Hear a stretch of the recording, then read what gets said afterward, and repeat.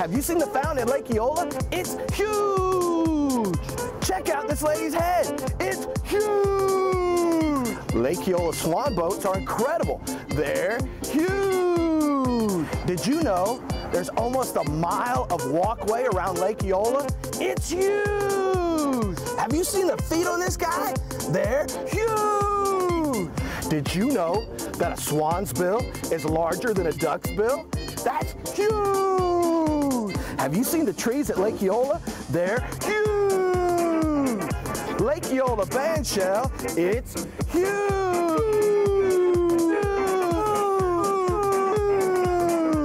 Visit Lake Eola. It's huge! Have you seen the head on this guy? It's little.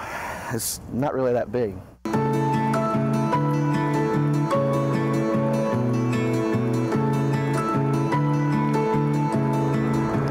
Interstate 4. I've driven that road to work for years now.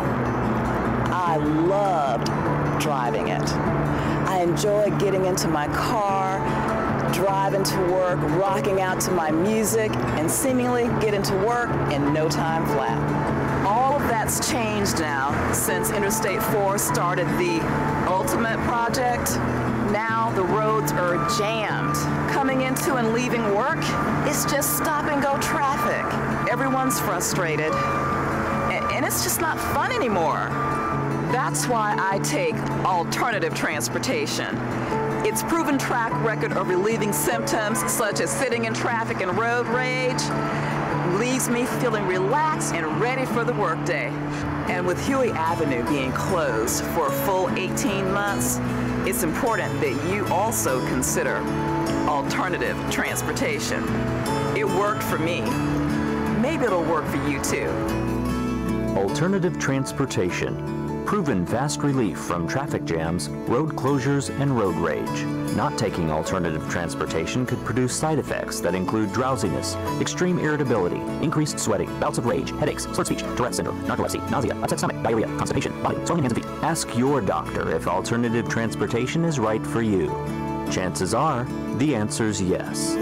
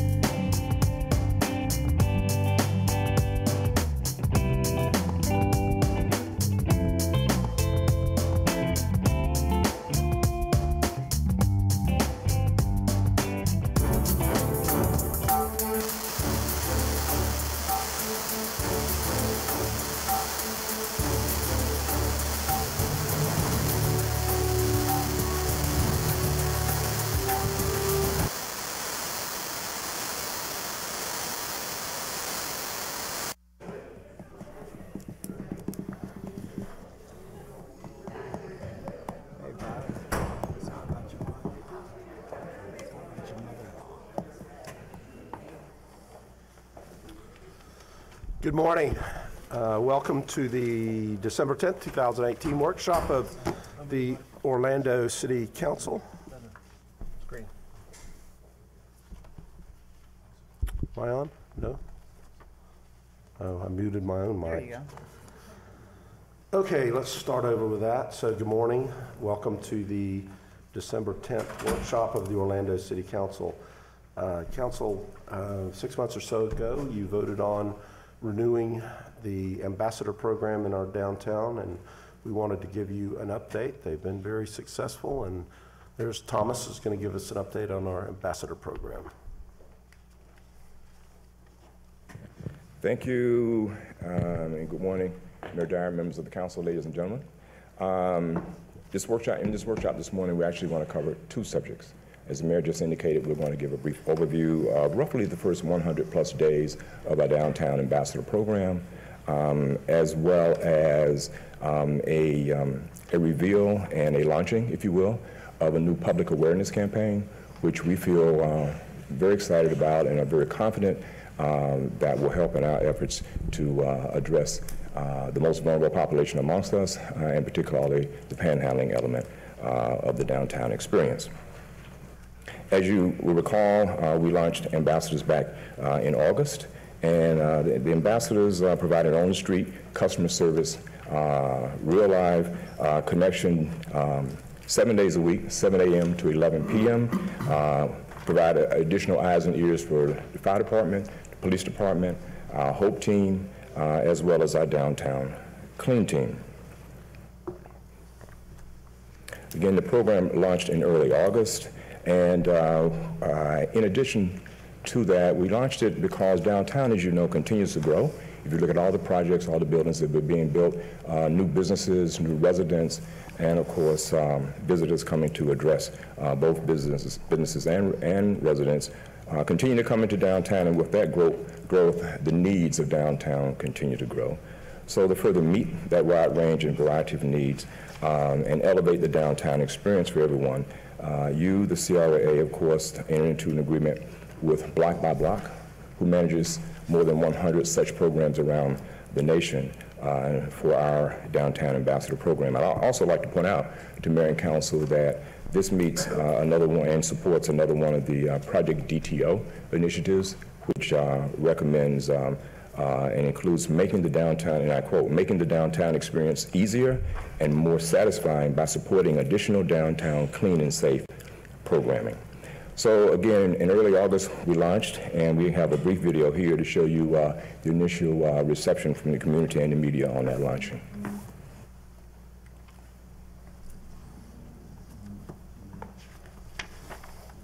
Well.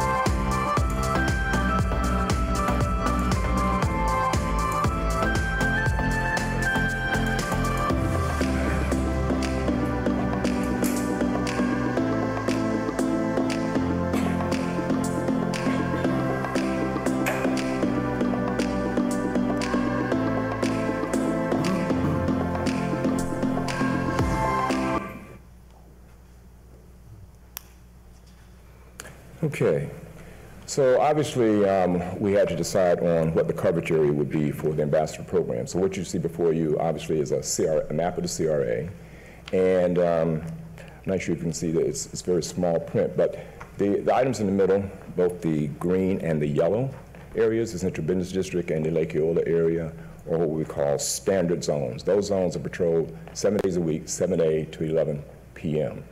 The areas, the pink and blue to the north and south, or what we know as the North Quarter, and the Lucerne areas are what we call special deployment zones. Those zones receive deployment on an as-needed basis based on a calendar of events that the ambassadors keep abreast of, and when we anticipate an increased number of pedestrian traffic in those areas. And then on an as-needed basis, the ops manager assigns the appropriate number of ambassadors to that area. The red lines that you see now superimposed on the map are what we call point-in-time count lines. Twice a day at 10 a.m. and at 5 p.m., an ambassador traces those red lines, the route demarked by those red lines, and does an actual point-in-time count of the number of individuals that appear to be homeless, and the number of individuals that appear to be panhandling, whether aggressively panhandling or non-aggressively panhandling. Those point-in-time counts are recorded on our SMART system, which I'll share a little bit more with you later on. Ambassador training is comprehensive and thorough. As you see there, the Orlando Fire Department provides CPR and AED training, which could be critical for obvious reasons as we encounter persons, particularly those who are most vulnerable on the streets in with various health needs. Customer service training is provided by our friends at Amway Center, at the Amway Center University, as they call it.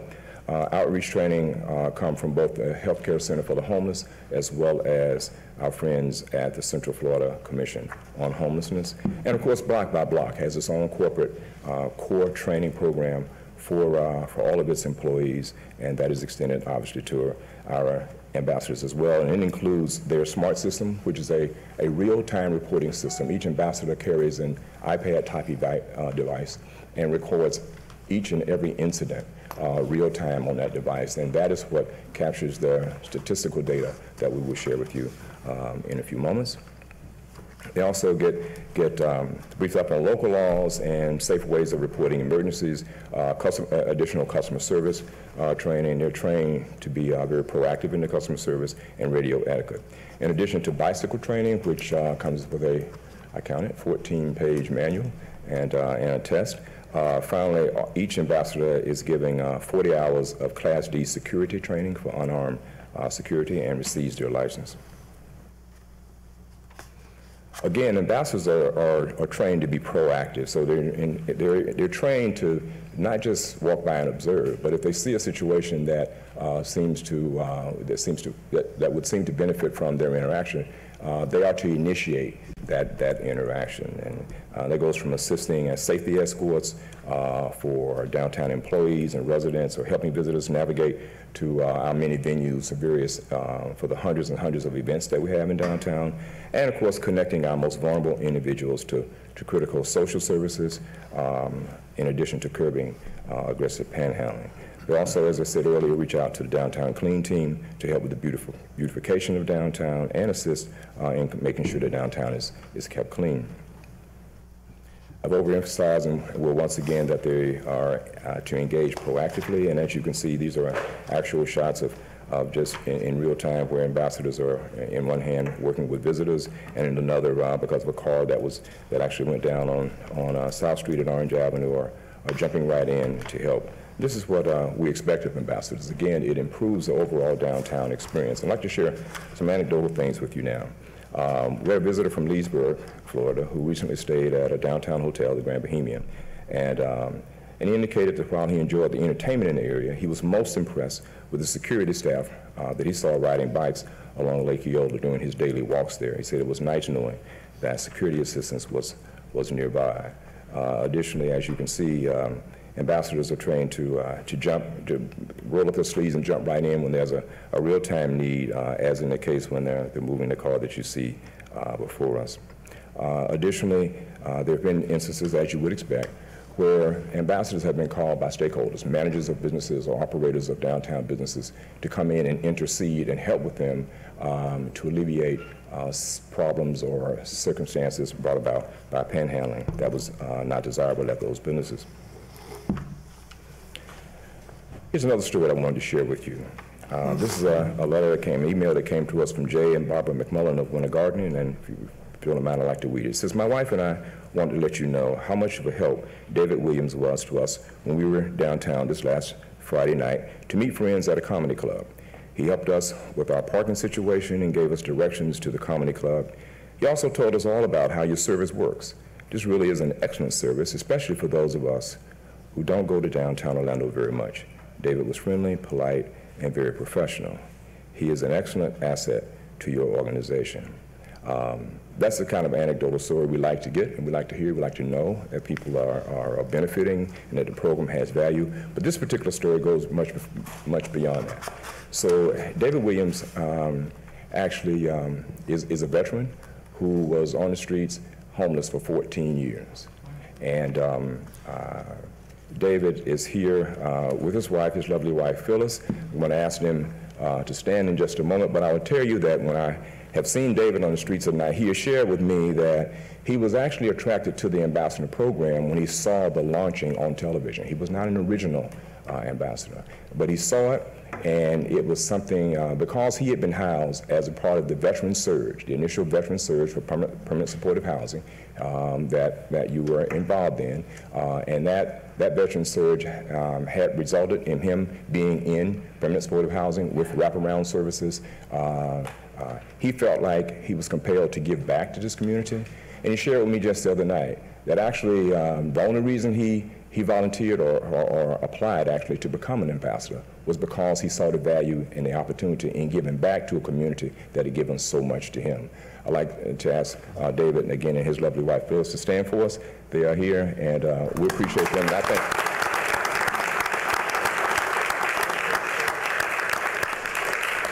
thank you so much. I don't know of a better story and a better outcome that we could have than to have one of our veterans working as an ambassador. So thank you, David, very much. And Phyllis, thank you for sharing him with us.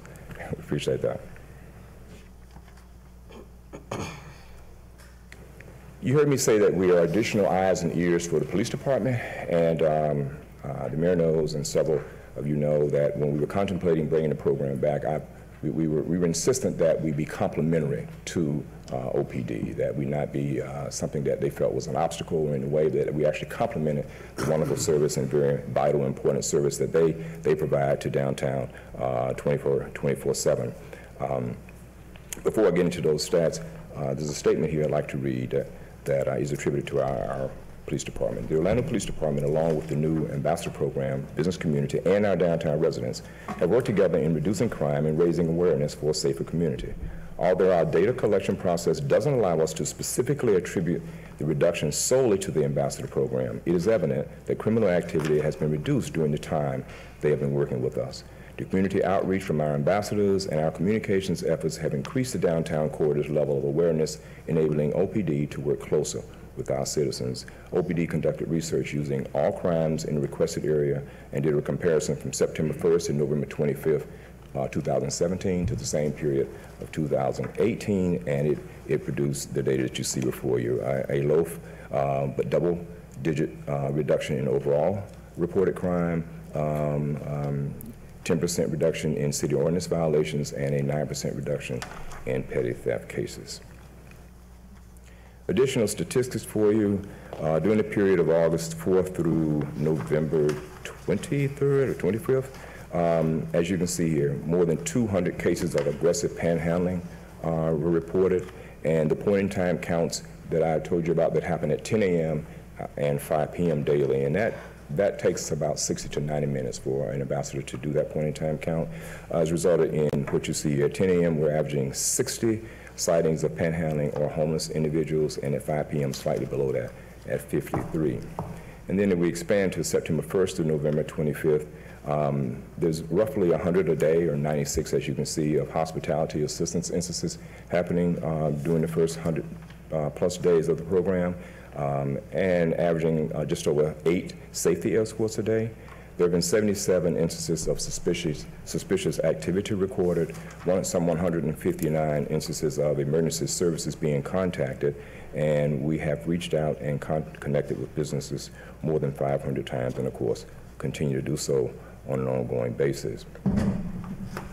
As I said earlier, the ambassador program is yet another component of the overall permanent supportive housing initiative that this council has teamed with regionally to address homelessness. And we believe that it is has value in that.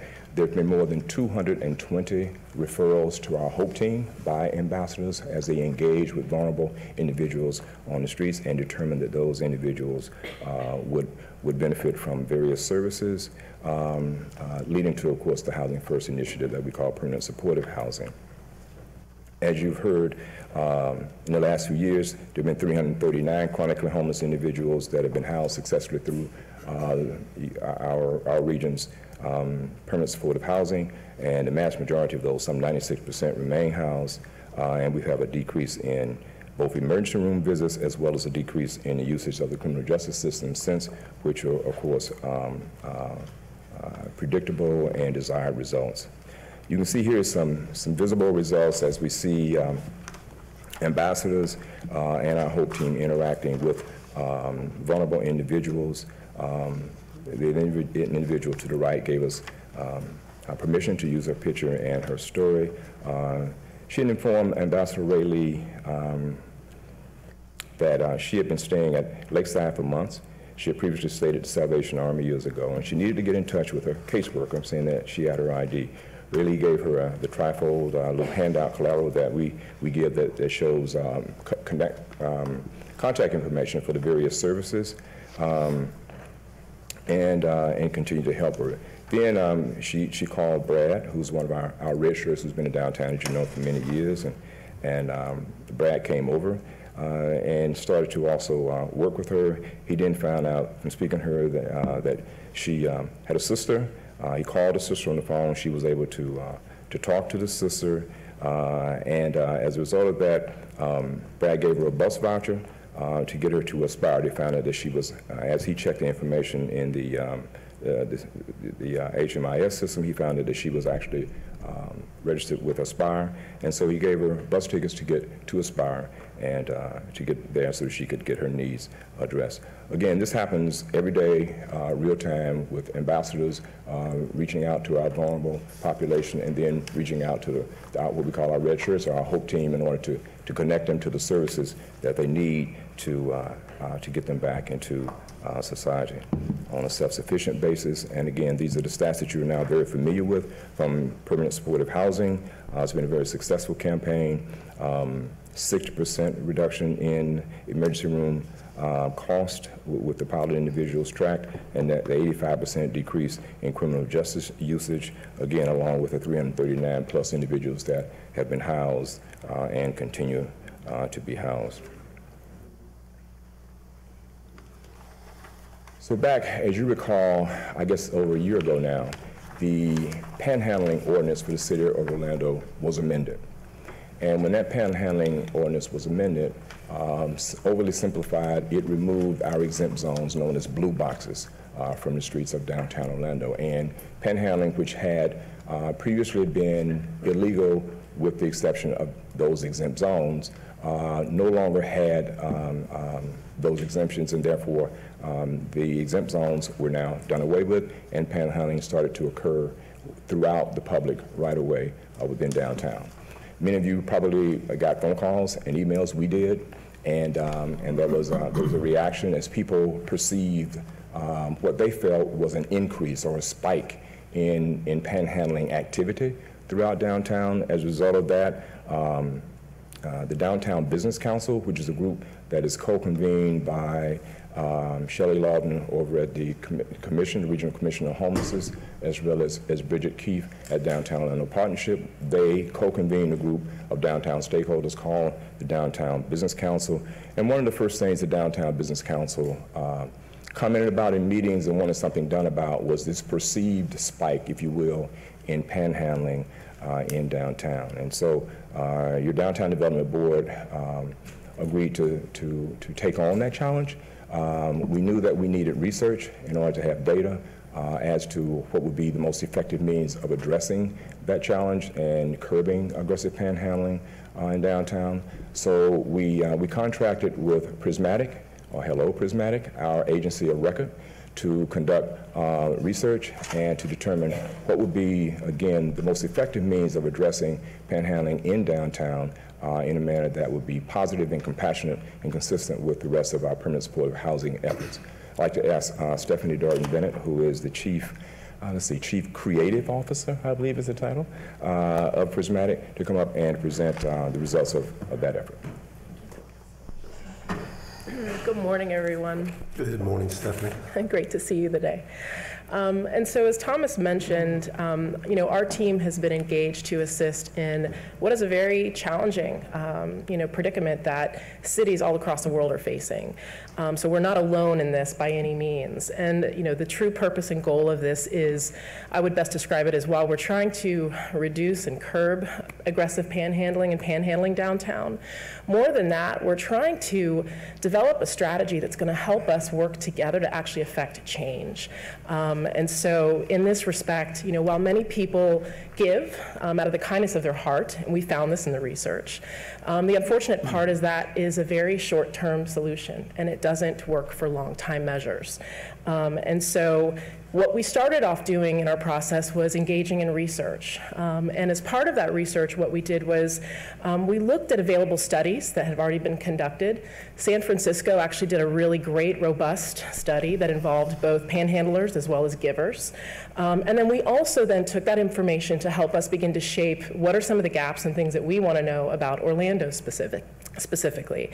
And that helped us shape our research, which conducted, or essentially involved, downtown residents, downtown business owners or leaders, also visitors into downtown Orlando, service providers that are routinely in touch with our vulnerable population, as well as those that are living on the streets right now. And our research conducted primarily of doing about hour-long interviews with each person, whereas the intercepts that we did on the ground were done face-to-face. And so what we found in the research is completely consistent with what San Francisco was also realizing in their data. There's two types of panhandlers. You can kind of look at them as two different buckets. There's the sympathetic and there's the unsympathetic. And as you would expect, the sympathetic are those that are inclined to give, whereas the unsympathetic are those that are very quickly to say, no, I'm not giving, and they keep going. And so sympathetic, again, they're likely to give cash. And what we're also realizing is they're giving cash because of the immediate impact that has, the action that they're taking. They see someone in front of them. This person is saying that they have a need for something, and they believe that by giving cash, they're helping that person. And so, this is fundamental to the psychology behind sympathetic givers. And so this was one of the, I think, core tenets that really drove our strategy and the creative for the campaign. One of the other things that we also did, as I mentioned, cities all across the world are faced with this same issue. So the other thing we did was we started to look to see who are role models, who is getting this right, who has some good lessons that can be learned that we could potentially deploy here. And the unfortunate part is that we took really deep dive looks at 11 different places that have concertable efforts or campaigns. None of them are having documented success. So everyone is trying to get to the bottom of this and to help. However, there's nothing published right now. No one's waving a flag saying, we've done it, here's the solution. So part of our strategy, as I mentioned, included delving into the different segments. Those interviews were conducted over about a 3-week time period in March. And some of the stats that we learned through that I'm going to share with you briefly. So thinking about perceptions regarding homelessness and panhandling, 89% of people stated they see homeless people downtown most of the time. 48% of them assume that panhandlers are also homeless, which is also really important because you don't have to be homeless to be a panhandler. And yet perception is 48% of people think it's the same thing. And then when it comes to panhandling, 82% stated that they see panhandlers in downtown Orlando most of the time or always. 30% of those same respondents stated that they're rarely directly approached and asked for money. 80% stated they've never felt unsafe due to an aggressive panhandler. And of the 20% who did, they said those encounters are rare sometimes, and it was stated that it was more persistent than aggressive. And so it's really interesting, what we kind of, and it's hard to tell from these stats, but in the telephone interviews, people had different experiences, and it was hard for them to kind of understand, well, what is aggressive? What does that mean? And so for them, it took the form of being walked with, and you can't keep walking and remove yourself from the situation. That person's going to keep following you. On the giving side, so 39% of the total respondents that we interviewed are qualified as givers. They go in that category. And what's also interesting, San Francisco study found the same thing, where most of the givers were actually visitors. Same thing here, 50% are visitors. So of the people that said, yes, I give, most of them were visitors, or half of them are visitors. They give money or support at least half of their encounters because they feel empathy for someone who's in front of them and has a need. 100% of locals that we surveyed, residents and professionals, stated that they stopped giving money. 45% said it was because they were concerned that the money would be used to buy drugs or alcohol. 40% think that being unwilling or unable to get a job are two of the main reasons that people panhandle.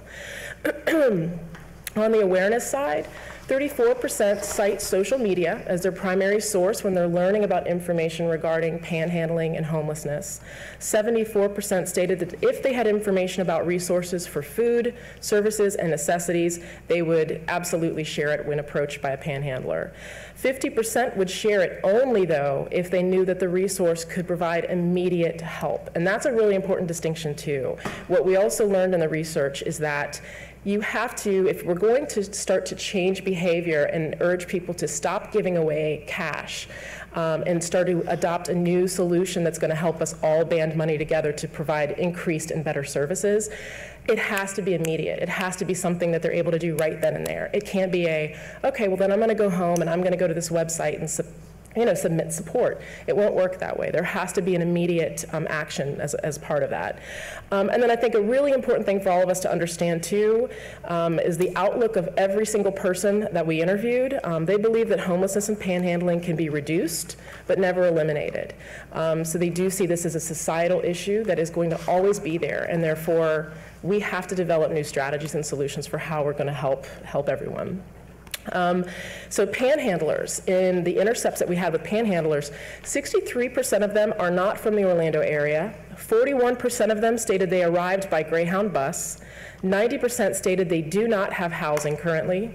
56% of those have been homeless in downtown for 2 years or more. 42% have been panhandling in downtown for 2 years, and 63% panhandle every day. The days that most donations are received are Friday through Sunday, which makes perfect sense because that's when we see an uptick in downtown visitation. We have more people coming downtown, and as I mentioned before, visitors tend to be givers. 65% say they panhandle due to hunger, 89% purchase food with the money they receive, and 54% say they receive $20 or less per day from their activities panhandling. Permanent housing at 57% and job training and employment at 38% were the two top needs that they shared with us that they have. 19% of them stated they spend time looking for work. And so all of this informed then our strategy, because creative absent strategy is malpractice at the end of the day. And so in looking at this, what the core of the strategy is, we have to find solutions that enable us to come together and unite as a community to effect better, broader, lasting change. And at the same time, anything we do has to be measured against, we are a compassionate city. We have to act compassionately. And so this is absolutely the foundation and the bedrock of the strategy as well as the creative that we have developed. So this strategy, while we have our public-facing social marketing campaign, there's also then the function of this campaign. And as I mentioned before, if we're saying, please don't give change anymore, don't give cash anymore, well then what are we telling them they can do? And so that's where we've created a text-to-give solution. And that's done in partnership with Heart of Florida United Way. And this enables people to right then and there use a text number, text Give Smart, and then they're able to go through this process of actually being able to figure out where they want that donation to be allocated, which we think is also really important, so that if someone is being told, I just need somewhere to live, I don't have a place tonight, well, they can immediately direct the money towards housing. So we have 5 different segmentations that enable you to have more control as the giver. And these are housing, healthcare and mental health care, jobs, clothing and personal hygiene, and food. The last, which is a 6th option, is just allowing United Way to determine where the money is needed the most. And so the campaign itself, in terms of how you're going to start to see this unfolding around you, we will have paid advertising, which will go on digital billboards. We're also going to be able to wrap limo bus, have some of the limo shelters also incorporate this. We will have digital advertising happening via social media. We will also have some banners that are going to be visible within some of the owned channels that the city and downtown Orlando have. But we've also then created a Give Smart toolkit that is going to be available available for downtown businesses and just champions, people that want to be a part of this and help get the word out. And within those smart kits includes everything from posters to window clings that can be displayed, as well as little information cards. So anything we can do to help people start to see, stop giving change and start, giving smart is what we're trying to put in their hands. And so I'm going to share with you now just some samples of the campaign creative itself. What we would consider to be the central communication center is the website, and this is givesmartorlando.org. Within the website, you're able to learn more about this, really the who, what, when, where, and why, and how you can be a part of it and how you can help. As I mentioned, digital boards will also be coming online.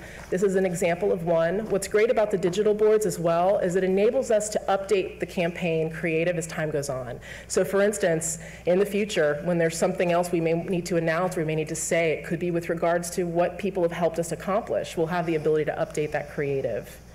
Bus shelters as well. And then this is an example of a poster, and the posters would be something that, again, ideally downtown businesses of all types are able to display these, not only for their customers, but also for their employees. Our downtown workforce of over 70,000 has to be involved in this and has a really important role to play in this. I mentioned the window clings as well. This is an example of one. And the other thing that we're doing too, which you'll see, is that we've had our homeless meters before. And what we're doing is we are, as an effort of activating this message, we're telling people spare change doesn't help. Instead, we need you to help create real change. And so there's a call to action associated with those meters that starts to introduce this out in the environment in downtown. In terms of partners, you heard me mention United Way. So Heart of Florida United Way has been a wonderful partner. They've assisted with setting up the Text to Give solution. They're going to be the program administrator on that end. And what we're also really excited about is if this is going to be successful, it's because we also are being effective at communicating to those that are participating and giving what is happening as a result of their actions and activities.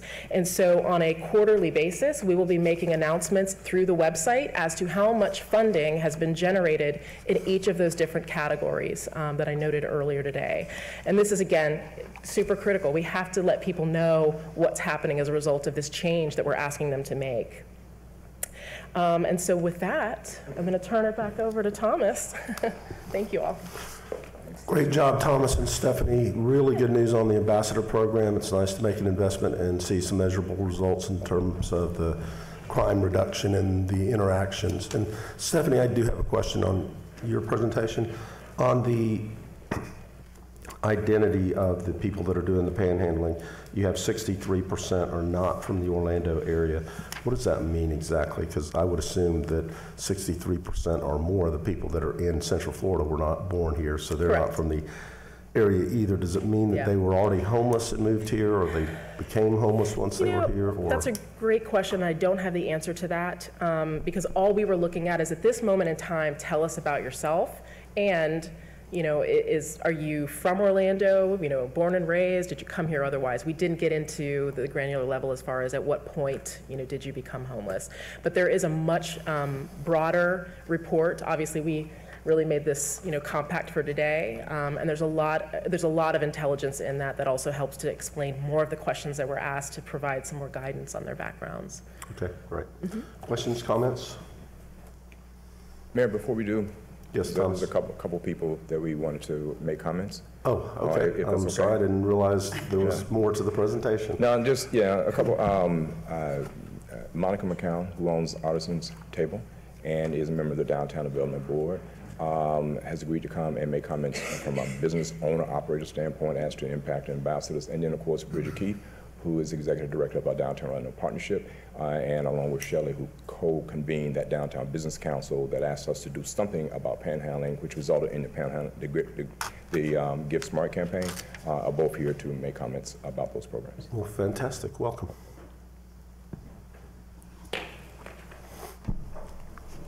Hi. Thank you for giving me the opportunity to speak. My name is Monica McCown. I'm the executive chef and managing partner of Artisans Table right here on Pine Street.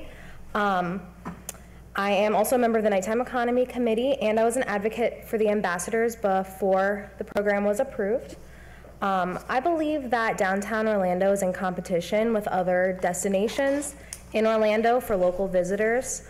That's like Disney Springs, Universal City Walk, and Park Avenue in Winter Park. I think that panhandling is a major deterrent for when local visitors are deciding where they want to go for dining and entertainment. I think that it keeps people from visiting us in downtown Orlando. I have seen since the Ambassador program has started that there are certainly less panhandlers on the street, definitely less kind of camped out and sitting on the sidewalks. We also see less bad behavior, less persistent and aggressive behavior, and we've had less people approaching our guests that are dining on our patio, for sure, or entering the restaurant. I think that the ambassadors are keeping an eye on everybody and kind of taught the panhandlers that are still in Orlando what appropriate actions are and what is not going to be tolerated as much. I also really appreciate the compassionate approach that the ambassadors give to the panhandlers and the needy people in Orlando. I don't think that we just want to treat them without respect, and I think it's really important. The customer service and clean and safe aspects of the Ambassador program are also really important, much like you see in Disney Springs or City Walk. Just having those customer service people there and available for our visitors is really important, and I think that this Ambassador program is really going to help downtown Orlando compete even more with some of those other destinations in Orlando. So first, I just want to thank you for approving the program. I think it's really important to the businesses, and I have definitely seen a big impact so far, and I hope that that impact continues to grow. I'm also really excited about the Give Smart campaign. I have seen a little bit of information about it, and I'm really, pumped to share it with my employees and with our guests that are interested, and trying to spread the word and help make the most positive impact and the most effective impact that we can. Thank you. Thank you. Bridget. Good morning. Thank you. I just wanted to speak quickly on behalf of the Business Council that Thomas referenced.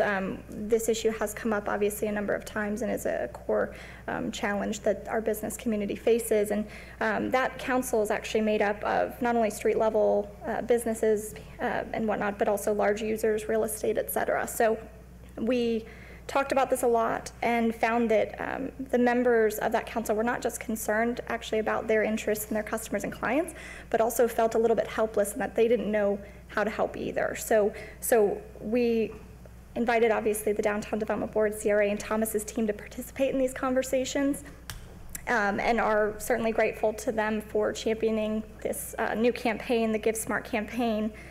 The Business Council has actually had a chance to preview it as well and are excited about it and are poised to support it and push it out through their channels as well, if approved. And they believe it's going to be a really great public-private partnership. So the hope is that it'll not only alleviate panhandling and make it easier for them to do business, but also connect those in the community that need services with those services that are provided in our community. So thank you. Thank you, Bridget.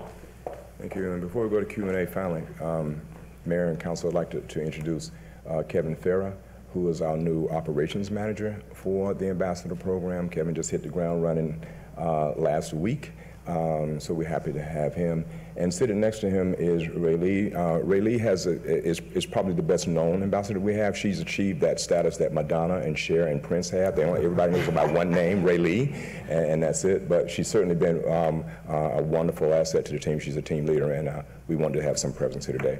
And with that, we're happy to take any questions that the council may have. Okay, I prematurely asked for questions or comments, but now we're on the real thing. Commissioner Stewart. Thank you, Mayor. A lot of questions come to mind when I go through the presentation, so I'm not going to bore you with details except to just ask that we can get a chance to spend some time together. Sure. The panhandling survey that was done, Stephanie, tell me the number of people, the panhandlers that you spoke to. Off the top of my head, I'm going to say around 60. About 60? Mm-hmm. Okay. Don't quote me on that. It's in the full report. Yeah. Well, the reason I'm asking is that the universe that we have with panhandlers is I want to say kind of a captured universe. We know where they are. The largest amount of panhandlers I see are not in downtown anymore. They're now at intersections. And it seems that we may have missed those people altogether in this process, which creates that same image of people coming downtown. And then the number, if the ambassadors are seeing, I guess, 500, is that what I saw on the number? What was that number, Thomas? 204 aggressive panhandling. It seems to me we may want to have some additional data that would help guide us.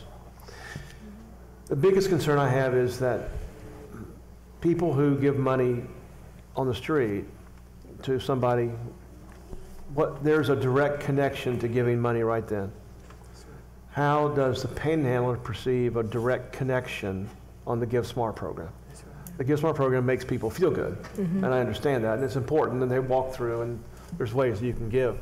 But how is that now connected to the fact that I'm not going to give you, I'm going to give money to food because you need food, but the guy's answer is I still need $5. Yeah. One of the things that we're also doing as part of the outreach itself is also providing some information regarding connecting with the HOPE team. The HOPE team is actually the group that helped us also conduct the intercept surveys. And so we do feel really confident that they did a great job of covering the bases and making the rounds, because it's a lot of the people that they already know and they're already dealing with. But I would say that, this is going to be a growing process in this. As I mentioned before, no one has success, calculated and documented yet. And so this is something that is step one. And we're going to have to continue to measure and also determine what are the next, aspects of the secondary and third step and so on and so forth. But I would say that without a doubt, keeping track, both from an anecdotal standpoint as well as on the data, which I think that's also something that I'm really excited about the City of Orlando having. We have a real opportunity here to get this right and potentially become that role model. And why I say that is we have a group of different organizations that, while they may be separate, they are all focused and working on the same thing. We've gathered together business owners and leaders that are all focused on advancing downtown Orlando. So I think as long as we have people's focus and attention on this, and we continue to be collaborative and also communicative, and we look at data points, and we look at the ambassador program as another opportunity for understanding the anecdotal and also data, pointing evidence, that's going to continue to help us continue that growth pattern forward as we refine. But I think you're spot on in that in getting rid of the immediacy of cash. Well, then how are you helping me? And so this is where, again, understanding that if you're in downtown Orlando, you're going to be touched by a member of the HOPE team and/or ambassadors. So you will be given guidance consistently and constantly as to where you can start to go to get help and what do you need today? How can we help you get there today? And so the onus is not on the individual visiting downtown Orlando who wants to go out to dinner to say, I've got all the answers for you, this is what you need to do, but we have to start somewhere if we're going to be able to make the type of impact that we know it takes to convert people's lives. And I think the phrase we keep using, we don't want anybody to scrape by it to survive. Everyone in Orlando needs to thrive. And when we give out cash money that way, they're scraping by that day, but they're certainly not thriving long term. I guess it's that connection. And while I think the Give Smart program is a good program and love to participate in it.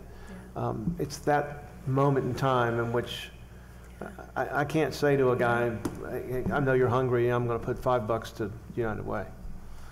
It's just that's an important part that we need to make sure we stay on top of, because that's the reason why they're panhandling. And the other thing, though, too, which I found really interesting, was helpful, and it certainly is reprogramming a lot of my thought process too, is when you start to look at what they're saying their greatest needs are and why they're panhandling, it's not food, it's housing and it's job training. And I think that really speaks volumes, that this is a chronic issue. This isn't a daily, not for everyone, certainly, you can't generalize, but that I think is something that really does point to, we need to have a better solution for that. And, and so this is, I think, one way we start to get there. But yeah. Let's talk off afterwards. Yeah, absolutely. Okay, thank you. Commissioner Shea and then Commissioner Hill. Thank you, and good presentation. I just had a question about the foot patrol versus the bike patrol aspect of the ambassadors, because I see that the foot patrol is actually more around the Lake Eola area. The bike patrol is more in the, Orange Central Business District. Which one is more immediate? Because I think that the more immediate response kind of really needs to be in the hot spots, which I perceive, and Commissioner Hill and I share, this area, Orange to Rosalind to Livingston to Church. That's kind of my perception, is where a lot of the really aggressive panhandling is happening. So, and I know that one part of that area is bike patrol and the other part of that area is foot patrol. I'm wondering if maybe we need to kind of decide how to patrol that in the most effective manner, because there's two different ways of patrolling, but that seems to be the hot spot. Sure. And I'll defer to Kevin if I don't get this right, but I would point out to Commissioner that of the two, it's about a 60-40 mix, and so forth. 60% of the patrolling is by bicycle and 40% is on foot. Obviously, bicycles allow us to cover more area. More pertinently, but I'm not sure, and I would ask Kevin, I'm not sure if those patrol routes are fixed, that the same route is always patrolled by bicycle versus walking, or if there's some combination of bicycling and walking within the same route. Come on up to the mic.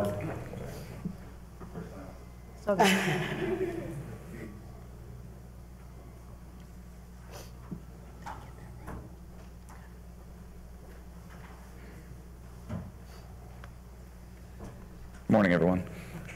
So for the most part, they're not, we've got fixed areas that we're supposed to hit, and we do on a daily basis, which is recorded in the SMART system.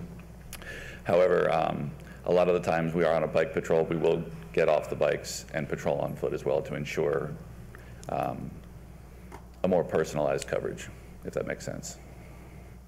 Does that answer your question?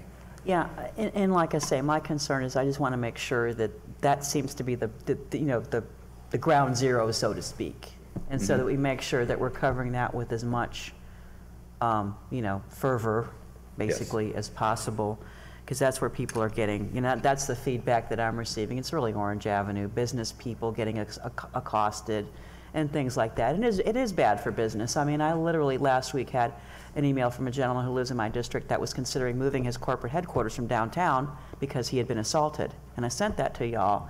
That's bad. We don't want to lose 100 people in downtown because someone was assaulted by someone. So again, we're not saying that anyone who's homeless or panhandling is criminal, but sometimes, unfortunately, people do engage in criminal activity, and we need to deal with that. We don't want people there to be a perception of downtown being unsafe, because I know my perception is I've had someone try to steal the sunglasses off my face. I've had things happen to me in downtown, and I know how frightening that can be. And actually, it was a member of the clean team that saved me from getting my sunglasses stolen off my face. So if I've got to run around a clean team cart to get away from someone, and I'm a city commissioner, I know the general public is having issues. So again, I just want to make sure we're putting the resources in to make sure that these are happening, these issues, where these issues are happening, and it's Lake Eola all the way around to the Central Business District. It kind of seems to be ground zero. And I kind of dovetail Commissioner Stewart, the text to give, there might not be a perception that that's giving immediate assistance. Is there a way to do an ambassador referral or a HOPE team referral as part of that texting so that you have someone immediately responding to that person's needs? Is there a way to dovetail those two together? I'm not sure, Commissioner, if it'd be wise for us to try to dovetail it electronically. And again, I say I'm not sure. We hadn't contemplated that. Obviously, the ambassadors can make the outreach, can say, here's a person that needs this type of service, and let's call HOPE team, or let's call some other service provider, and make sure we pair the two immediately. But as members of the public are encountering panhandlers, obviously there's not going to be ambassadors present most of the time. So I'm not sure. We can contemplate that. I want to point out to all the commissioners, as I told you, Kevin Farah is just beginning as the ops manager. So we intend to bring Kevin by to meet each and every one of you individually in your offices. We already started with the District 5 Commissioner on Friday. And so we'll get an opportunity to delve in depth with you about your thoughts and ideas about our ambassador program on a one-on-one basis. So just wanted to offer that. Well, I mean, look, we've got these amazingly smart tech people all over, you know, I mean, we have this whole tech community in downtown. It's so exciting. And these smart kids, I mean, they're making up all these amazing games and all this stuff. Well, if they can do that, why can't we do something that's really going to, I mean, I think they would really want to be part of solving a social ill or a social problem or giving people assistance.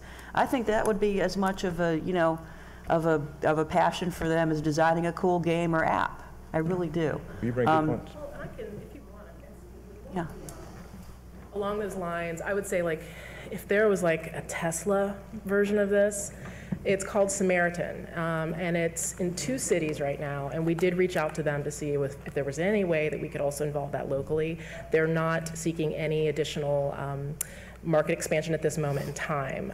But the way Samaritan worked, which to me gets to this, because it is essentially what happens is you would, as someone in need, you would go and you would register with the service provider, whoever is designated as this program administrator. And you would have to continue to check in with them on however repeated basis. It could be a monthly basis, weekly, whatever it is, as part of the program. But ultimately, in exchange for registering with them and continuing to check in, you receive a beacon. That beacon is something small, just like this, you could wear around your neck. And as someone passes by, if you are seeking money, they can give, but they give completely cashless through this. And so you would essentially be able to use your smartphone device to fund that one person's beacon. In exchange, the money via this beacon is something that's redeemable for services, you know, for food, for job, whatever it may be. So that is truly the Tesla model. And unfortunately, it's something that's not available to us right now. Yeah. So, but it is something to where, as a community, if the community decided, hey, let's produce this, let's create our own version of this, that would be, I think, the call to action and the challenge. And so you're right, we're spot on. We have such a creative, such an inventive and technologically advanced city. It'd be wonderful to see where this becomes something that's championed as our community and creating its own. Yeah, agreed. And I just had, I am concerned as well about just moving the problem around. You know, I got aggressively panhandled at the Mills and Colonial intersection riding to the Christmas parade. So, you know, as part of the secondary part of this, unfortunately, this is going to be, you know, on the police department, we're going to have to get some folks at these intersections because I don't want to stop riding my Vespa. I love riding my Vespa around town. I don't want someone attacking me while I'm at an intersection, and that's just not cool either. And, you know, I'm on the street a lot. I'm out doing, you know, my thing. And, you know, I know other people are too. And you know, we want to make all of Orlando safe. And I think this is part of it. We don't want to just move the problem around, so to speak, and we got to stop people from giving money from the cars' windows. I mean, that's just ridiculously dangerous to the fact where people are getting hurt, you know, dodging in and out of traffic. That's ridiculous, but I've not seen the enforcement as part of that either, Mayor, so that's something I think we need to step up as part of this as well. And that's all I had, Thomas. Thank you very much, and thank you, Stephanie. Very informative, and Shelley, thank you for everything that y'all have been doing, and Bridget, and everybody as a collaborative partnership. I mean, we are a city who has a heart. That's the reason why we have this issue, is because we have 15 agencies within a 2-mile radius of downtown that feed people. We want to help people. We want to be good. But as part of that, we shouldn't have to be aggressively panhandled and all that. There should be an inverse reaction of, because we're a compassionate, giving city, we shouldn't have to have people, you know, hurting people to get resources. Absolutely. Thank you. Agreed. Understood. Thank you, Commissioner. Commissioner Hill. Thank you, Mayor. Great presentation, Thomas and Stephanie. And what a light you are, Mr. Williams. I mean, that shows how our supportive housing and wraparound services is not a handout, but a hand up so that folk can become self-sufficient.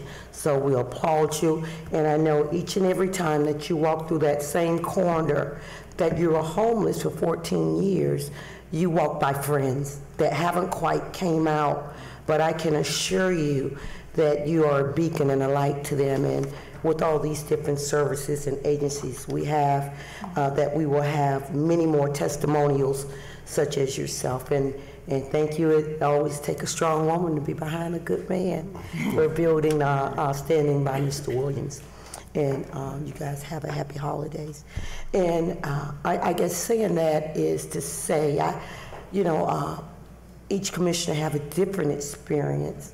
In my experience with the homeless started many moons ago as a nurse working at Orlando Regional at the time, now Orlando Health, on the indigent floor, when we hadn't even really started to focus on the homeless, and they were the interns' patients.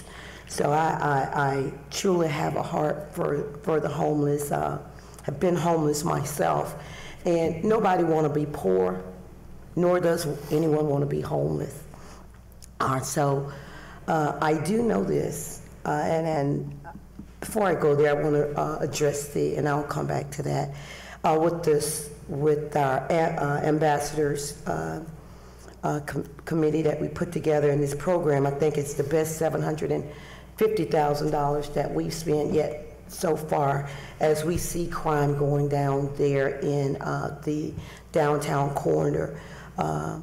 The HOPE team being activated like never before, and the collaboration by the ambassadors in many, giving out resources and information.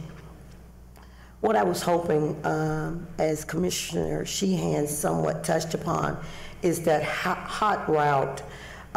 If at some point have we decided with the 8,000 students that will be coming downtown with the opening of UCF, especially during the weekends, Fridays and Saturdays, if we possibly can extend those hours from 7 to 11 to 7 to 2 p.m., because it'll be a whole new genre of folk coming down to help navigate them throughout the process of now downtown experience. To 7 to 2 a.m.? Yeah, on the weekends at some point. I think 11 o'clock on Fridays and Saturdays with the traffic that's downtown. Certainly. Our contract with Block by Block allows such adjustments to be made within the framework of the overall contract. So certainly, on an as-needed basis. And we do anticipate, as the Commissioner astutely observes, that there will need to be a presence in the Creative Village area once August of 2019 comes about. The second thing was the Sunrail routes. Is it possible we can incorporate the crossings because of some of the incidents that have now happened in the downtown corridor, when we know that Sunrail is coming down that strip there, that some of the not patrols or units, because you're not officially a police department, that we can somewhat focus on that area just to make sure people are crossing safely and we have no incidents, prevent incidents. Duly noted, Commissioner, and we all know that every now and then there's been a tragedy along that line. Fortunately, they have not been frequent, but it does happen. But certainly, and that's another consideration that I'm happy to share with Block by Block, with Kevin and Dominique Greco, who, as our nighttime economy manager, actually is our point of contact with our ambassador program on a 24/7 basis. Certainly, we can talk through that and come back to you with. And it doesn't have to be 24/7. It could just be during the times of the Sunrail coming towards our downtown corridor. Absolutely, duly noted. And I appreciate the way that the ambassador program actually don't police our most vulnerable residents here in the downtown corridor, that they actually engage them and don't just walk by them and look at them as a potential threat, that they look at them as a human being that happen to be right now not living their best life and going up to know who they are and get to knowing them personally. So I really appreciate y'all for having, as Commissioner Sheehan said, that the city is a compassionate city and that we are engaging them on a more personable level versus the policing. Now with the Give Smart campaign, I think we've, for at least I know the last 4 years being on council, have a Give Smart campaign, and that is giving millions and millions to the Coalition for the Homeless, the Orlando Union Rescue, Salvation Army, the Homeless Coalition, I think it's where Shelley is, her services, and many of the others. My fear is this: a hungry man, a poor person is a dangerous person.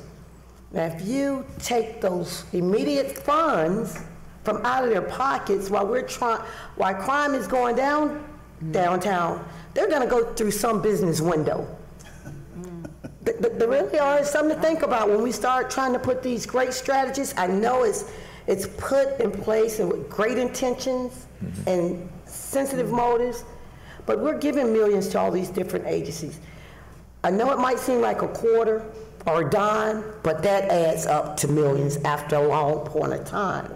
And it has no immediate impact. I think I shared with you and our new supervisor with Block by Block, how I think it was during the Immerse Festival, how I came across a mother laying on the sidewalk at midnight right there in front of Walgreens with a 6-month-old baby and an 8-year-old child. And that person needed immediate housing right then. And she was asking for help, and come to find out, I gave her my number, went back to find her the next morning.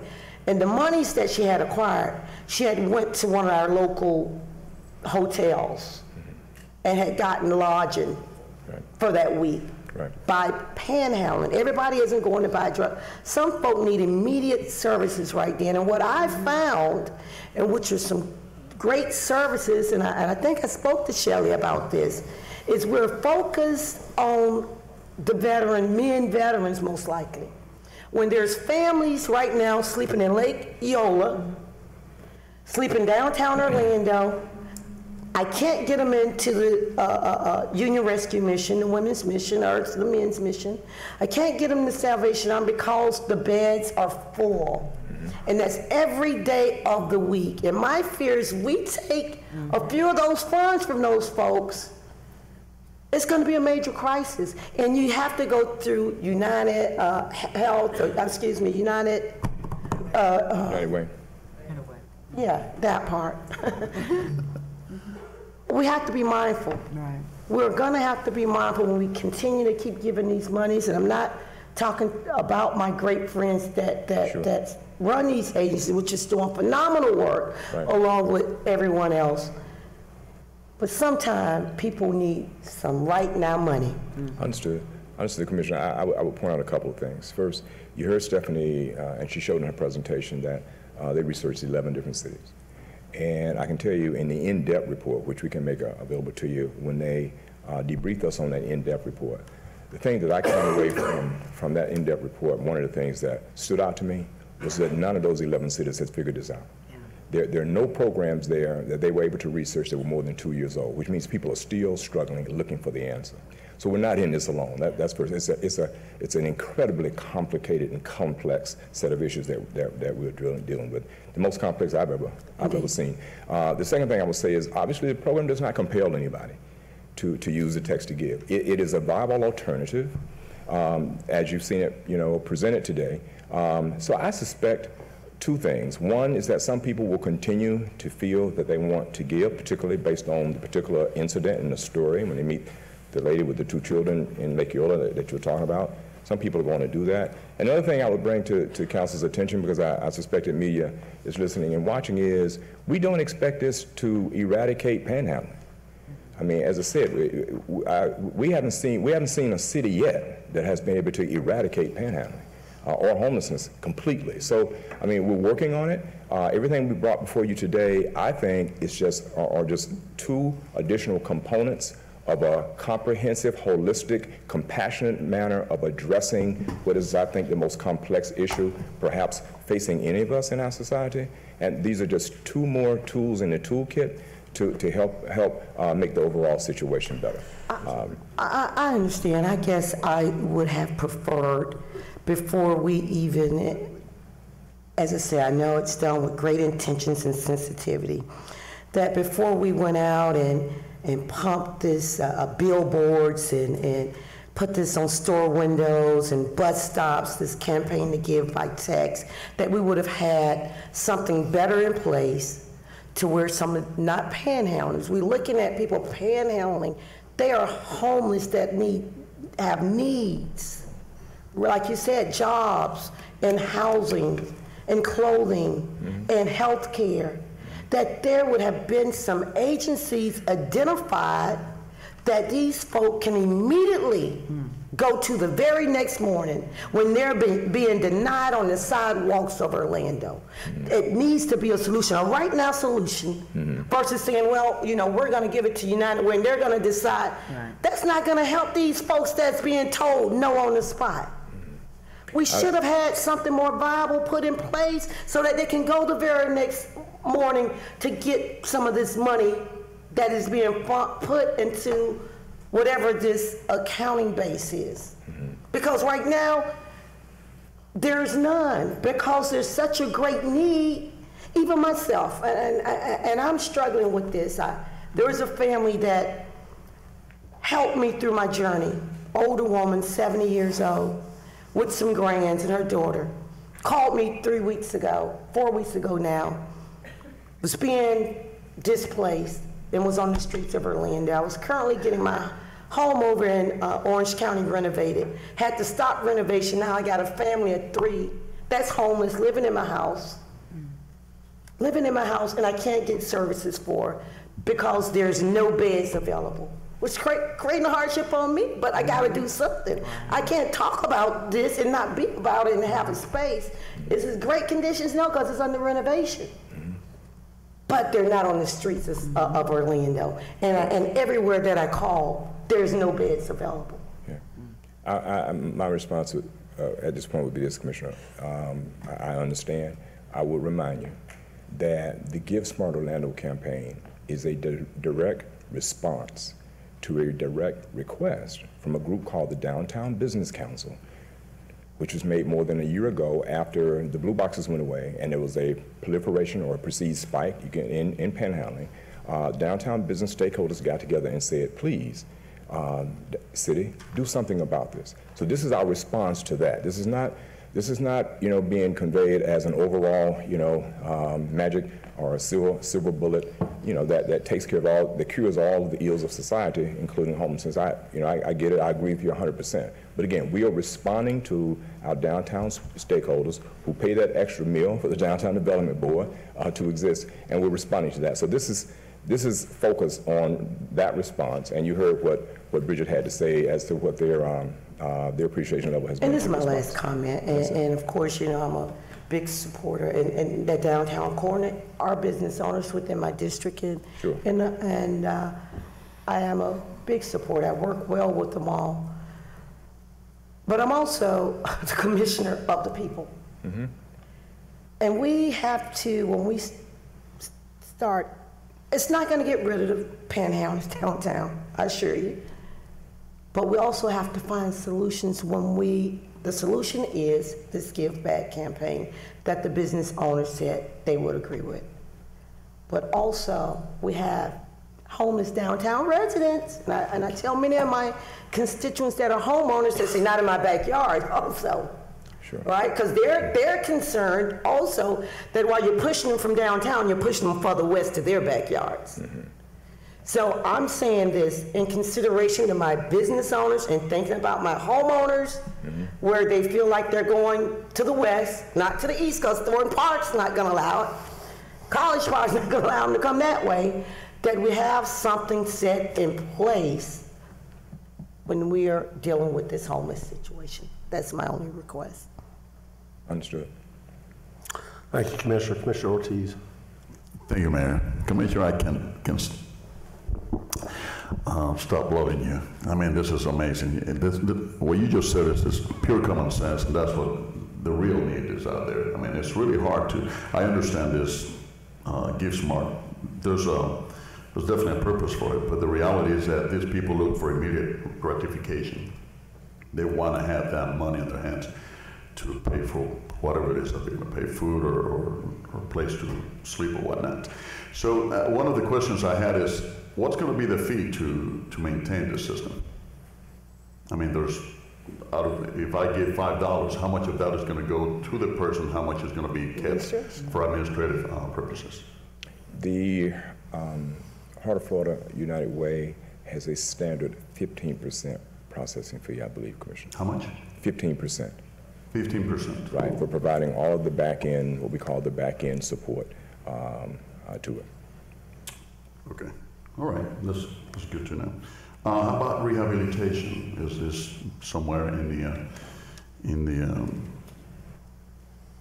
the schedule of things that we are looking to do for these people? Because as Commissioner Hill was saying, what we need to be looking for these people is for jobs, and of course some of them being rehabilitated. And I know we don't have the formula. I know you're going to say that. And I love what she presented in terms of that other city where they have that little pendant or whatnot. That sounds pretty promising. I would imagine there's also some other fees involved with that. And we definitely need to rehabilitate people and put them to work. Sure. And of course, jobs is something everybody's looking for anyhow, better jobs and whatnot. But when we're done here, if you can see me, because I have some other questions that I don't know if I want to ask you. But certainly. Going back to your presentation here, I saw the statistics: 11% reduction in overall reported crime, 10%. Is that statistics for 3 months or for a whole year? You know, just a 3-month period. So it compared 2017 since September to November to 2018, right? For those time periods. For 3 months. Right. So it was 17 without ambassadors, 18 with ambassadors. It compared those 2 time periods, those 3-month periods. Okay. Last year at the same time is basically what you're saying. Yes, sir. Okay. And my last question would be, the page where he talks about we have out of the 339 chronically homeless individuals we have housed 96%, which is about 325 people, are still housed, right? Those other stats that it shows as a result, 60% decrease in emergency rooms visit. Is this pertaining to this particular people? It's that population. The 325? It's 339 that have been housed through permanent supportive housing. The other percentages. So out of the percentage that have stayed with us, 60% have decreased. I mean, there's been a 60% decrease. Okay, out of the 325. All right. Okay, that's it. Okay. Just want to clarify that. Thank you. Thomas, Stephanie, Lisa, Bridget, this is not an easy issue. We could spend several weeks discussing this particular thing, and we have an issue in downtown that people have been aggressively panhandling because we can't confine people to blue boxes anymore. It's probably unconstitutional to do that, and we had to change our methodology in terms of what we were doing downtown. But I've been mayor 16 years, and we've been working on this issue of homelessness far longer than the 16 years, quite honestly. And there are a lot of needs out there. I think this community has really moved the needle significantly. I mean, we've eliminated homelessness among chronic veteran homeless. Correct. Chronic veteran homelessness. You know what I'm saying? Let's see. We've housed another 339, but we could house another 400 if we had the units to do that. So we've made considerable progress, but it's a journey. There's not a finish line on this at all. We're going to be here next year talking about the same issues. So it's one of those ones where when you press in one side, it pushes out on the other side, and we got to balance some of the needs and continue to invest in the service agencies that do provide services. I think that we are better coordinated than we have ever been. Before we had the Central Florida Commission on Homelessness, everybody was in a silo. Nobody knew what each other was doing, and now we're at least working in a concerted effort. We're working regionally on the issue. We know that we have a unique issue if you're the city of Orlando and have the downtown where a lot of the services are provided, but Osceola has an issue down on 192, and Seminole was featured on 60 Minutes for the issues that they have. So we need to continue to be compassionate. We need to invest and see if we can't move the needle some more. Thank you, Thomas. We have, I agree with everything you said, Mayor, and I would remind the group again that the ambassadors are here to elevate the downtown experience. I think from what you've seen and heard, hopefully you agree that they're doing that. And the Text to Give, the Give Smart Orlando campaign is yet another tool within a comprehensive toolbox addressing our most vulnerable population and the comprehensive needs of that population. And of course, this discussion is demonstrative of the fact that it's, as you said, it can go on and on. It's a very complex set of issues. I do agree, and I'm proud that we are living in a time now when, under the leadership largely of this group and with the Central Florida Commission on Homelessness pulling things together, we are now more connected than ever and addressing the problem regionally in a more comprehensive, holistic manner.